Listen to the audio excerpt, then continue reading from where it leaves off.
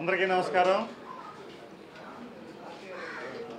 జగన్మోహన్ రెడ్డి గారు నిన్న నెల్లూరు పర్యటనలో సరే జైలు యాత్ర చేశారు, పడేమరి చేశారు. తర్వాత పత్రికా సమావేశంలో మాట్లాడిన మాటలు కూడా కొన్ని మనం ప్రస్తావన చేసుకోవాలి. గౌరవ ముఖ్యమంత్రి చంద్రబాబు నాయుడు గారిపై ఆయన వ్యాఖ్యలు విచిత్రమైన మాటలు కూడా మాట్లాడిన విషయాలు కూడా చెప్పాలి. ఎప్పుడో 53 ఏళ్ళ కింద జరిగిన ఎస్వి యూనివర్సిటీలో జరిగిన గొడవల కోసం ఆయన ప్రస్తావన చేస్తూ ఏదో కళ్ళకు కట్టినట్టుగా, వారే ప్రత్యక్షం చూసినట్లుగా, లేకపోతే వారికి పెద్దిరెడ్డి రామచంద్రారెడ్డికి చంద్రబాబు నాయుడు గారికి జరిగిన గొడవల్ని ఈయనే ప్రత్యక్షం చూసి వారికి ఏదో వీరికి క్లాస్మేట్ లాగా కట్టుకథ కలిపి మాట్లాడిన సంఘటన కూడా మనం ప్రస్తావన చేసుకోవాలి. ఈరోజు భారతదేశంలోనే ఒక అత్యున్నతమైన రాజకీయ నాయకుడిగా చంద్రబాబు నాయుడు గారు ఎదుగుతున్న తీరుని, ఒక సీనియర్ నేతగా, ఒక అడ్మినిస్ట్రేటర్గా ఈరోజు దేశ విదేశాల్లో ఒక ప్రత్యేక స్థానం ఉన్న వ్యక్తిపై అనుచిత వ్యాఖ్యలు చేసి కించపరిచి ఆయన్ని అవమానం చేసే విధంగా వ్యాఖ్యలు చేస్తుంటే తెలుగువాడిగా, ఆంధ్రుడిగా ప్రతి ఒక్కరు కూడా దీనిని ఖండిస్తున్నారు. ఈరోజు ఏదో పెద్దిరెడ్డి రామచంద్రారెడ్డికి, గౌరవ ముఖ్యమంత్రి చంద్రబాబు నాయుడు గారికి కళాశాలను గొడవలు దృష్టిలో పెట్టుకొని ఇప్పుడు కుటుంబాన్ని వేధిస్తున్నారని ఈయన మాట్లాడుతుంటే, ఒక రాష్ట్ర పార్టీకి అధ్యక్షుడిగా 5 ఏళ్ళు ముఖ్యమంత్రిగా పనిచేసిన వ్యక్తికి ఎంత అవగాహన ఉందో, ఎలాంటి ఆలోచనలు ఉన్నాయో ఈ సంఘటనే గుర్తొస్తుంది. ఆ రోజు జరిగిన సంఘటనకి ఈరోజు వాళ్ళ కుటుంబ సభ్యుల్ని వేధిస్తున్నారన్న విషయాన్ని, ఆ మిథున్ రెడ్డి అరెస్ట్ని జోడించి మాట్లాడుతుంటే, రోజు రోజుకి అధికారం పోయిన తర్వాత ఏ రకంగా ఆయన ప్రవర్తన, మానసిక స్థితి ఉందో మనం ఒకసారి అర్థం తెలుసుకున్న విషయం. ఈరోజు మిథున్ రెడ్డి ఏదైతే సిట్ అధికారులు దర్యాప్తు చేసి సమగ్రంగా ఆ కేసుని మనం చూసాం. మొన్ననే హైదరాబాద్లో ఫామ్ హౌస్లో 11 కోట్ల రూపాయలు నగదుని పెట్టెల రూపంలో పెట్టి పేర్చి దొరికిన సంఘటన కూడా మనం చూసాం. ప్రత్యక్షంగా మనం అందరం చూసాం. ఒక నిష్పక్షపాతంగా దర్యాప్తు చేసి ఒకరిని వాళ్ళని ఎవరైతే ముద్దాయిలు ఉన్నారో, అభియోగాలు ఏవైతే ఉన్నాయో అవన్నీ సమగ్ర దర్యాప్తు చేసి అరెస్ట్ చేస్తుంటే, దాన్ని మళ్లించడానికి ఎక్కడో పెద్దిరెడ్డి గారు, చంద్రబాబు నాయుడు గారు కళాశాల గొడవలు దృష్టిలో పెట్టుకొని కక్షాభివృద్ధి చేస్తున్నారనే ఆలోచన కూడా చేస్తుంటే ఆశ్చర్యం వేస్తుంది. దానిపైనే ఒక వీడియో చేశారు ప్రొఫెసర్ ఒక ఆయన, నిన్ననే రిలీజ్ అయింది. అక్కడ 73లో జరిగిన ఎడ్యుకేషన్ టైంలో జరిగిన సంఘటనలను కూడా ఆయన వివరిస్తూ ఒక వీడియో రిలీజ్ చేశారు ప్రొఫెసర్. ఇప్పుడు కూడా ప్రొఫెసర్ ఉన్నారు.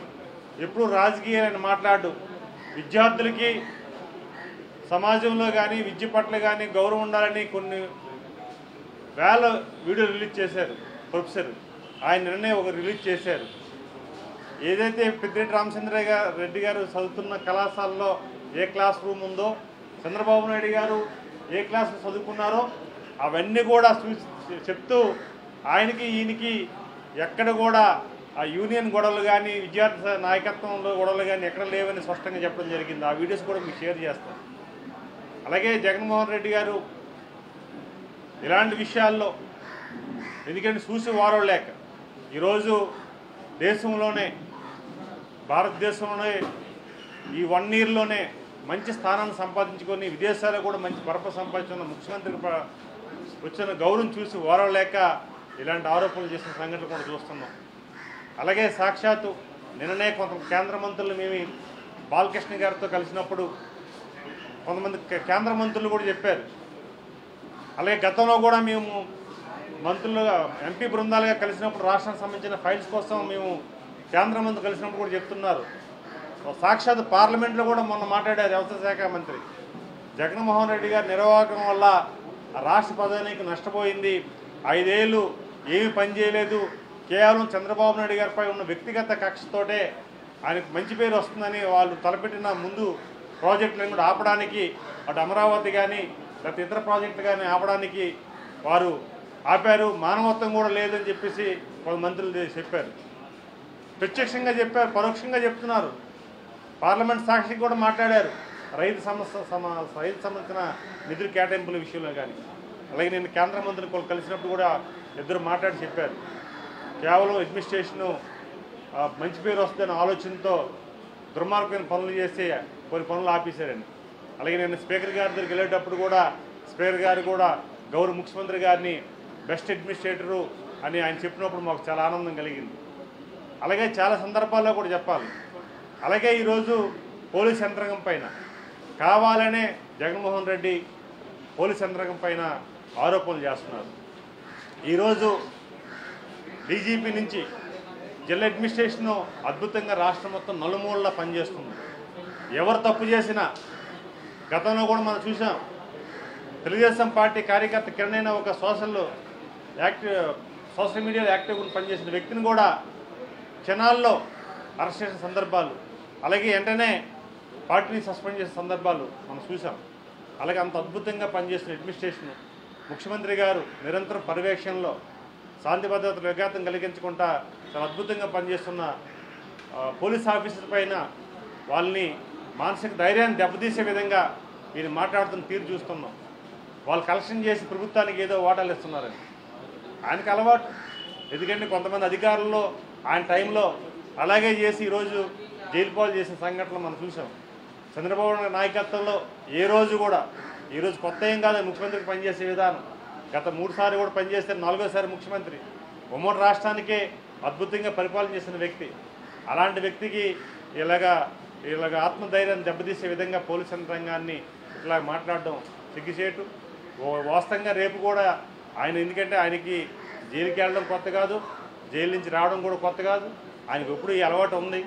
రేపు ఏదే కేసులో అరెస్ట్ అయినా సరే చంద్రబాబు నాయుడు గారు నాకు పాత విషయాలు ఉన్నాయి, మేమందరూ కూడా క్లాస్మేట్సో లేకపోతే రూమ్మేట్సో లేకపోతే రాజకీయంగా నేను దేశంలో బాగా పేరు ప్రతిష్టలు వచ్చేస్తానని చెప్పేసి నన్ను అరెస్ట్ చేసిన అనే పరిస్థితి కూడా వస్తుంది రేపు భవిష్యత్తులో. అలా జగన్ అంటాడు, ఖచ్చితంగా అంటాడు. ఎందుకంటే ఈరోజే మనం చూస్తున్నాం. ఆ రోజు పెద్దిరెడ్డి కుటుంబానికి మిథున్ రెడ్డి అరెస్ట్కి పెద్దిరెడ్డికి రాజకీయ ఇది కళాశాల రాజకీయాలకి ముడిపెట్టిన వ్యక్తి రేపు ఏదైనా ముడిపెడతాడు సహజంగా. అందుకే ఎప్పుడు కూడా ఏంటంటే ఈరోజు మహిళల్ని కించిపరిచే విధంగా మాట్లాడిన వ్యక్తి ప్రసన్న కుమార్ రెడ్డి ఇంటికి వెళ్ళి పలేమరి చేసి ఈరోజు అందరూ జనం నవ్వుకుంటున్నారు, ప్రజాస్వామ్యవాదులు నవ్వుకుంటున్నారు. నువ్వు పలేమరి చేస్తున్న వ్యక్తులు ఎవరు? నువ్వు జైల్లో ఉన్న వ్యక్తులు ఎవరు? వాళ్ళు ఎందుకు పలేమరి చేస్తున్నావు? గోండాల్ని, ఈ రౌడీ బ్యాచీని, గంజా బ్యాచీని, దేశాన్ని అలాగే సమాజాన్ని ఇబ్బంది పెట్టే వ్యక్తుల్ని అరెస్ట్ చేస్తుంటే చట్టపరంగా వాళ్ళ పరామర్శ చేస్తుంటే ప్రజాస్వామ్యం నవ్వుకునే పరిస్థితి తీసుకొస్తున్నాం. ఏం ఇండికేషన్ ఇస్తున్నాం? ప్రజాస్వామ్యంలో ఏ రకంగా ఇండికేషన్ ఇస్తున్నాం? ఈరోజు 5 ఏళ్ళు ముఖ్యమంత్రిగా ప్రజలు అవకాశం ఇస్తే అది వినియోగించుకోలేకపోయి ఈరోజు ఒక బాధ్యతారహితంగా మాట్లాడుతున్నాం. ఒక బాధ్యత గల వ్యక్తి ఈరోజు గౌరవ ముఖ్యమంత్రి చంద్రబాబు నాయుడు గారికి ఎక్కడ దేశ విదేశాలు వెళ్తుంటే ఆదరణ చూసి వారలేక అలాంటి వ్యక్తిపై ఇలాంటి విమర్శలు చేయడం, అలాగే గట్టిగా మేము ఆయనకి సమాధానం చెప్తామని మాట్లాడడం, గట్టిగా చెప్తున్నామని హెచ్చరించడం. ఏమి హెచ్చరిస్తున్నాం? అలాగే ఈరోజు ఎమ్మెల్యేలు మంత్రులు ఇంటిపైన మా వాళ్ళు ఉసుగలిపితే మేము రేపు కూడా హత్య రాజకీయాలు ప్రోత్సహించే విధంగా ఆయన ప్రేరణ చేసే విధంగా మాట్లాడుతున్నాడు. ఇదంతా కూడా ప్రజాస్వామ్యవాదం మంచిది కాదు. రాజకీయం ఇప్పుడు కూడా ప్రశాంతవాతం చేయలేము. ఎవరొచ్చినా సరే ప్రజలకు సేవ చేసే విధంగా ఉన్నాం తప్ప కానీ ఇలాగ వెళ్ళే దిశగా వెళ్ళకూడదని ఒక రకంగా చెప్తున్నాం. అలాగే ముఖ్యంగా ఏంటంటే ఈరోజు చంద్రగిరి కాన్ఫరెన్స్ పై కూడా పట్టుకథల్ని ఆయన చేశాడు. ఎప్పుడో చంద్రబాబు నాయుడు గారు చంద్రగిరిలో పోటీ చేశారని, అక్కడి నుంచి కుప్పం వెళ్ళారని, ఆ చంద్రగిరి నాయకత్వం శివరెడ్డి భాస్కర్ రెడ్డి పైన కక్షాదీపు చేశారని చెప్పి అదిగో పట్టుకథ. ఈరోజు రాష్ట్రానికి ఆయనకు ఒక కుప్పం నియోజకవర్గంలో 83 నుంచి ఆయన కుప్పం నియోజకవర్గంలో ఆయన గెలిచి ఈరోజు రాష్ట్రానికి దేశానికి ఆయన నాయకత్వం వహించే పరిస్థితికి వచ్చినప్పుడు ఏదో ఆ ఏదో చంద్రగిరి నియోజకవర్గానికి పరిమిత నాయకుడు కాదు ఆయన. ఇవన్నీ కూడా నేను చూస్తుంటే ఏదో ఒక రకరకమైన ఆలోచనతో ఈయన ఉన్నాడనేది అర్థమవుతుంది. అందుకే మేము పూర్తిగా ఈరోజు బాబు గారు అభివృద్ధి కోసం చూస్తుంటే ఈయన గతంలో 5 ఏళ్ళు ఈ వినాశం చేసి రాష్ట్రాన్ని అధోగతి పాలు చేసిన వ్యక్తి మళ్ళీ రాష్ట్రాన్ని ప్రజల్ని మభ్యపెట్టే విధంగా ఎంత దౌర్భాగ్యం పరిస్థితి అండి. సింగపూర్ పారిశ్రామికవేత్తలకి తప్పుడు ఈమెయిల్ పెడతారా? మా నారా లోకేష్ గారు చెప్తుంటే చాలామంది జనం చర్చించుకుంటారు. యువతకి ఈరోజు పరిశ్రమలు వస్తే యువతకు ఉద్యోగ అవకాశం కల్పించాలని అక్కడ చంద్రబాబు నాయుడు గారు, ఇటు పవన్ కళ్యాణ్ గారు, ఇటు నారా లోకేష్ గారు, బీజేపీ నాయకత్వం అందరూ కూడా ఎన్డీఏ కూటమి కలిసికట్టుగా పనిచేస్తుంటే ఈరోజు తప్పుడు మెయిల్ పెట్టి ఈరోజు వాళ్ళందరం కూడా దూరం పెట్టే పరిస్థితి. గతంలో కూడా మనం చూసాం. గతంలో కూడా 2014 మనం ఎన్డీఏ కూటమి ఉండేటప్పుడు కూడా ఆ రోజు మనం చూసాం. పారిశ్రామికవేత్తలకు కానీ చాలామందికి కానీ తప్పుడు ఈమెయిల్, తప్పుడు సమాచారాన్ని ఇచ్చి భయభ్రాంతి గురి చేసే పరిస్థితి కూడా వచ్చారు. ఈరోజు కూడా చేస్తున్న పరిస్థితి.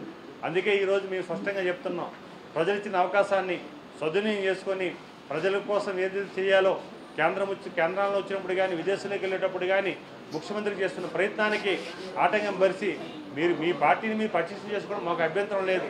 మేము ఇప్పుడు కూడా మీలాగా గతంలో మీ పరిపాలనలో ఎవరైనా సోషల్ మీడియాలో ఒక పోస్ట్ వస్తే వాళ్ళని భయభ్రాంతి గురి చేసి అరెస్ట్ చేసి ఇబ్బంది పెట్టించే పరిస్థితి మీరు తీసుకొచ్చారు తప్ప మేము ప్రజాస్వామ్యంగా పరిపాలన చేయాలని అనుకుంటున్నాం. ఖచ్చితంగా ప్రజలను మాత్రం భయపెట్టించి ప్రజల ఆశలకి భంగం కలిగించి వాళ్ళకి ఇబ్బంది కలిగిస్తే చట్టం తన పని చేసుకుంటూ పోతుంది తప్ప కానీ వ్యక్తిగత కక్ష ఉండదు. గతంలో మీరు చేసే పనులు ప్రజలందరూ చూశారు. మేము కూడా మా నాయకుడు కూడా చెప్తున్నాడు. ఏ రోజు కూడా ఈరోజు మనం చూసే ఉన్నాం. చిన్న పొరపాటు చేసినా సరే ఎవరైనా ఎమ్మెల్యే కానీ ఎంపీ కానీ మంత్రులు కానీ అనుసరులు పనిచేసిన కుటుంబ సభ్యులు చిన్న తప్పు చేసినా మేము హెచ్చరించే పరిస్థితి మా నాయకత్వం ఉందని ఈ సందర్భంగా తెలియజేసుకుంటూ ఆ రకంగా ఈరోజు జగన్మోహన్ రెడ్డి నేను టూర్ చూస్తే చాలా అలజడి సృష్టించే విధంగా ఈరోజు ప్రజల్ని భయభ్రాంతి చేసే విధంగా ముఖ్యంగా టార్గెట్ ఏంటంటే ఈ రాష్ట్రం పారిశ్రామిక అభివృద్ధి జరగకూడదు, పరిశ్రమలు రాకూడదు, నిరుద్యోగ యువకులకి అవకాశాలు రాకూడదు, లేకపోతే ఆర్థిక పరిపుష్టత జరగకూడదు, ఆర్థికంగా నష్టపోవాలి అనే ఆలోచన తప్ప కానీ ఏ రోజు కూడా సరే సగటుగా నేను ముఖ్యమంత్రిగా పనిచేశాను, ఒక పార్టీకి అధ్యక్షుడిగా ఉన్నాను, అదే సమయం ఒక రాష్ట్రానికి నేను పౌరుడిగా ఉన్నాను, నా బాధ్యతగా పనిచేయాలని ఆలోచన లేదని ఈ సందర్భంగా మీ ద్వారా తెలియజేసుకుంటున్నాను. థ్యాంక్ యూ అండి.